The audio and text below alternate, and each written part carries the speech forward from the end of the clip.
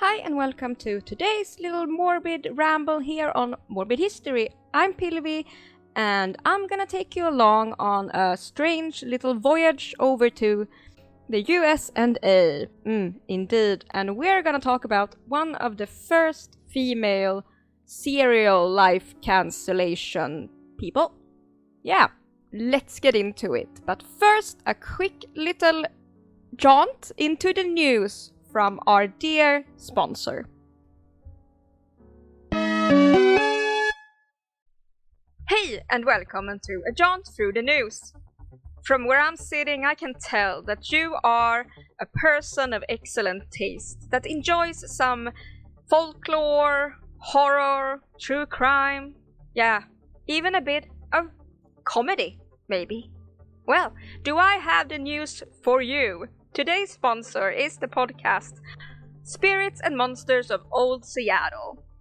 They take the tabletop RPG Väsen, which is originally placed in Sweden, but they take it into the USA and plops it down in Seattle in the late 1800s. A fun little twist.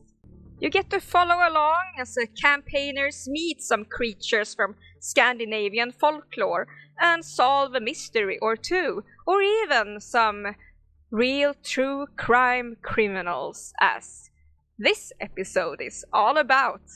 Isn't that right, Dr. Satana von Perkele? Well, yes indeed, Pilvi. Here I am standing at the gates of hell after an audience with our main subject for today. She is indeed evil manifest. So, if you want to know how the campaigners handle all that, well, I suggest you go and have a listen. She's pure evil. Either way, back to you now, Pilvi. Yeah. Quite indeed. I'll be linking all of their socials down below, so please go check them out. I promise it'll be fun. You can find them on all major platforms that host your favorite podcasts. There's a new episode every other Wednesday, and again, a giant thanks to Spirits and Monsters of Old Seattle for sponsoring this little video. Let's get straight into the murders and misdeeds of Linda Hazzard. Our story begins in 1911 in a small town near Seattle, Washington called Olalla. Either way, this small town consisted of around 300 citizens, or whatever you call them, and they were mostly of Scandinavian origin. Either way, their two sisters could be found in a little, it's a big house deep in the woods, surrounded by the majesty of it all.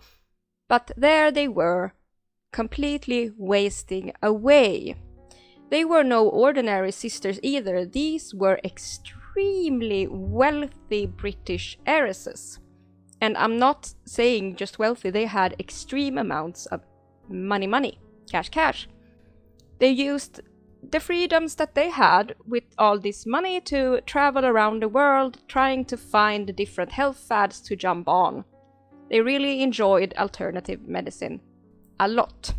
And this search of good health was what spurred them on to cross the pond and enter into this sanatorium, which they then occupied. Sadly, only one of them would escape undemised. So how did we come to this? To find out, we need to travel back even further in time. So yeah, let's get into it. Our main character of the evening, or morning, or whatever time you're having at the moment, she is the moment.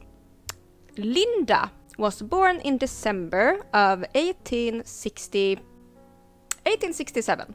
She was, by most accounts, a very charismatic woman, I would assume, and she had ideas. So many great, wonderful ideas that she just took them and ran away with them as fast and far as she could and started calling herself a doctor, releasing books on the matter. And as you can guess from the book's name, Fasting for the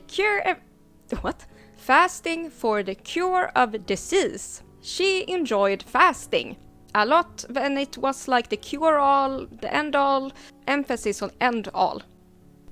She is quoted to have said that overeating is the vice of all humankind. To sum up a quick little biography, she did that, and she also had the law behind her because she had the right to call herself doctor and practice alternative medicine. You could do that, even if you didn't have a license. Okay, cool to know. Good to know. And at some point she married a man when she was quite young and had children with him. Then he left her and she decided to just plop her children off at some old relative and really get into her passion, her life's passion, starving people for their health. She thought that fasting, or starving in her case, could cure anything, basically from a bad knee to depression, diabetes, and even paralysis, or any sickness that would put you in Demise's front door. The list is long, and basically you'd be cured as long as you followed along and did everything she told you to. And what did she actually tell people to do? What were her medical treatments? Well, the fasting consisted of basically just drinking the water of a boiled tomato broth, and asparagus broth. You would also get a nice full body massage from her, yours truly, Linda, which consisted of her just basically hitting the back of your head, neck, and back over and over whilst shouting at it, your body. This was supposed to regenerate your cells or something, I'm guessing.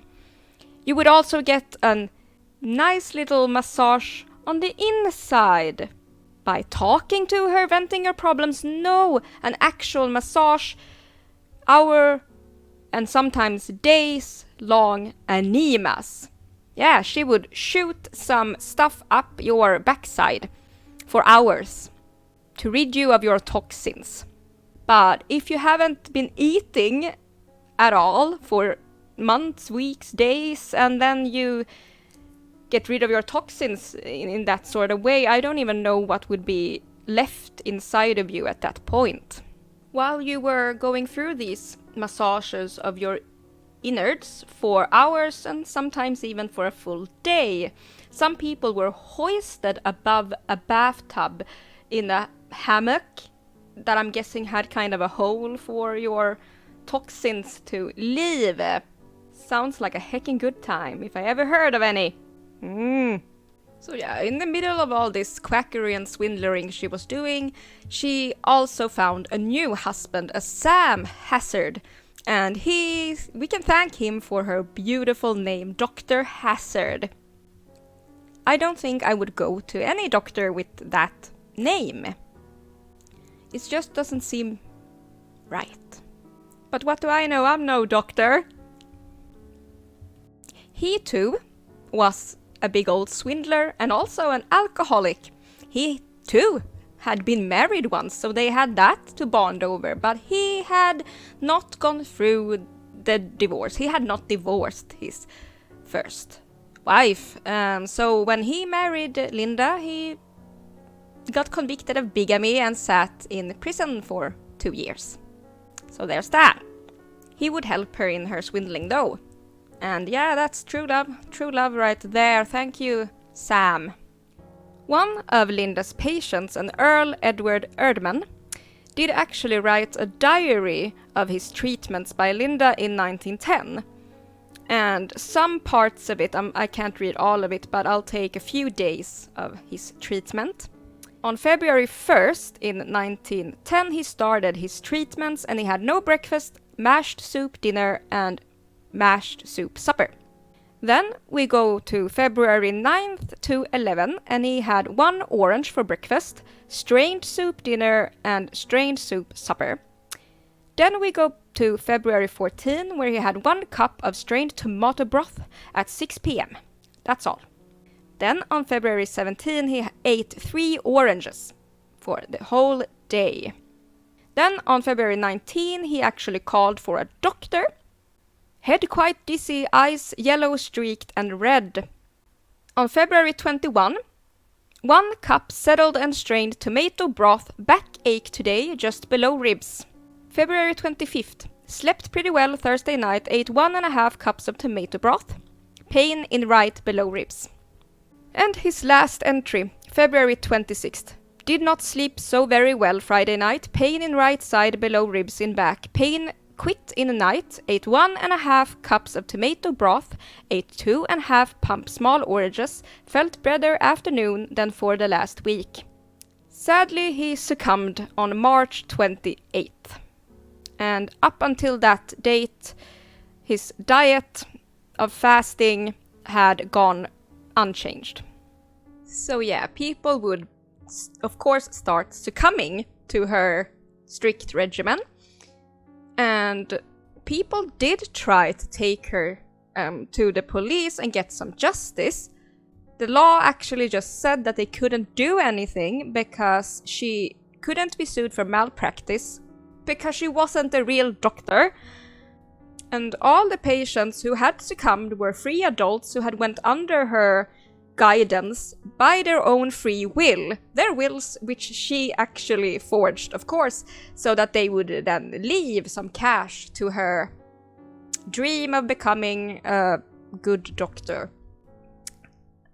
She would also be plucking the gold in their teeth to sell, taking their jewelry, and also the women's victims' fancy clothing. Yep, she went around in their clothing. Her dream was to open this sanitarium, of course, which she did. She called it Wilderness Heights, a house out there in the marvelous nature. The locals called it Starvation Heights, thanks to all those walking skeletons they saw walking out and about outside of the house. Well, if they were lucky, because they would be bedridden quite fast. That would be the norm at Starvation Heights. Of course, it didn't help that she took it upon herself to do the autopsies of anyone who dearly departed under her care, because you know she's a doctor. And she brushed these dearly departures off as anything except her medical intervention. Of course, it was a shriveled lung, a shriveled liver, anything. Basically, when they came to her, they were already 1 angry phone call away from cancelling their live subscription forever. So she had nothing to do with it, Your Honor. And that's that. Want the truth? You can't handle the truth! And now we go back to those 2 sisters that we were talking about in the beginning. They were already on vacation in Vancouver when they heard about this Dr. Hazzard lady, the only female fasting expert in the world, and it enthralled their healthy lifestyle interest. And also, Dorothea had a bad knee, and it needed fixing pronto. So they got a hold of Linda.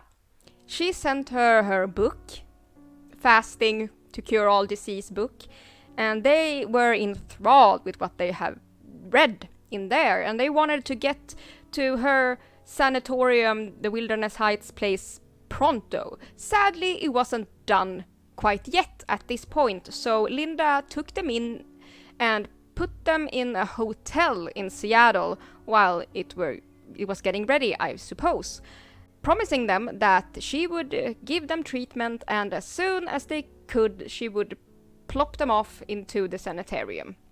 So, yep, the sisters started their strict regimen of daily beatings, enemas, and tomato broth. All fine and dandy. Witnesses afterwards would tell how they would see the sisters in the apartment building, and they looked so scary in their skeletal state that they delved into quite fast, that they would go a wide berth to not bump into them at any point. Sadly. So yeah, they did that for a while until they were quite unable to stand or sit or do anything. They couldn't walk.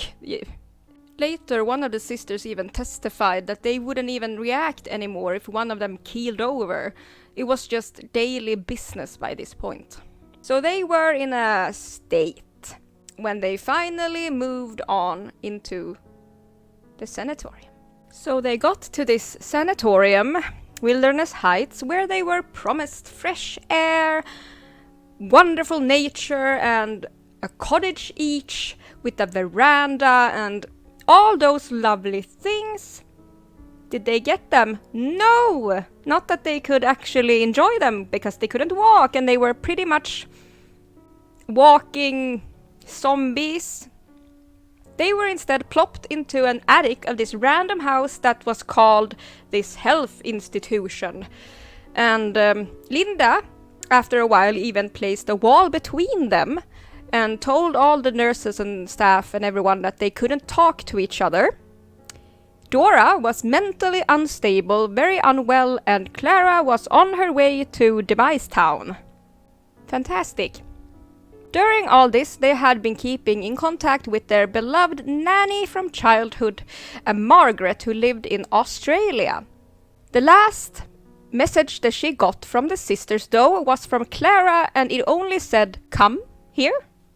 Something very short and precise like that, and she took it as a command and hopped onto a boat, crossed the Pacific all the way to USA, and it took 2 months for her to arrive. And when she did, she met up with Dr. Hazzard, who, very matter of fact, told her that Clara had already dearly departed because her organs had shrunk. She took out one of the shrunken, dried pieces of, well, I think it was a lung and a liver, and showed them off. Like, hey, look at them. No one can live with those. And she even said, hey, do you want to go look at Clara? She's over there embalmed. And this confused Margaret, as Clara had never ever shown any interest in being embalmed. And then the doctor herself said that she was gonna cremate Clara. And that was even more weird because she had never shown interest in that either. So, but she was bereaved, sad, terrified. She went and looked at the body and got even more terrified because that's not Clara. It doesn't look at all like Clara. The hair is wrong, the face, everything's wrong. She got pretty stressed out and demanded to go to the sanatorium and meet with Dora, and got even more freaked out when she saw her in her skeletal state. Here's a picture of her, what she looked like when she was found. It was broadcasted all over the news. She weighed only 60 pounds when she was released, 38 kilos. In the autopsy papers, it was said that Clara weighed only 50 pounds, 23 kilos, when she demised. So, by this point, Margaret had enough and contacted the girls' uncle who lived in Portland? Well, he was in America, USA, I mean.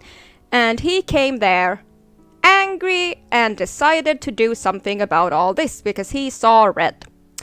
He had to pay a bunch of money to get Dora out of there because the doctor herself again said that they owed her a bunch of money, even though she had messed with Clara's will, so that she had given a bunch of money to the institution when she passed. Dora then also, after she was released, told that Linda had been wearing Clara's old dresses and her jewelry in front of her. She also said that at one point when she was standing by a cliff or a ravine, something like that. The dear doctor had come, dressed in Clara's clothing, said to her that no one would blame her if she jumped. What a nice thing to say. Well, the uncle and everyone went ahead and pressed charges. Dr. Hazzard got away extremely lightly.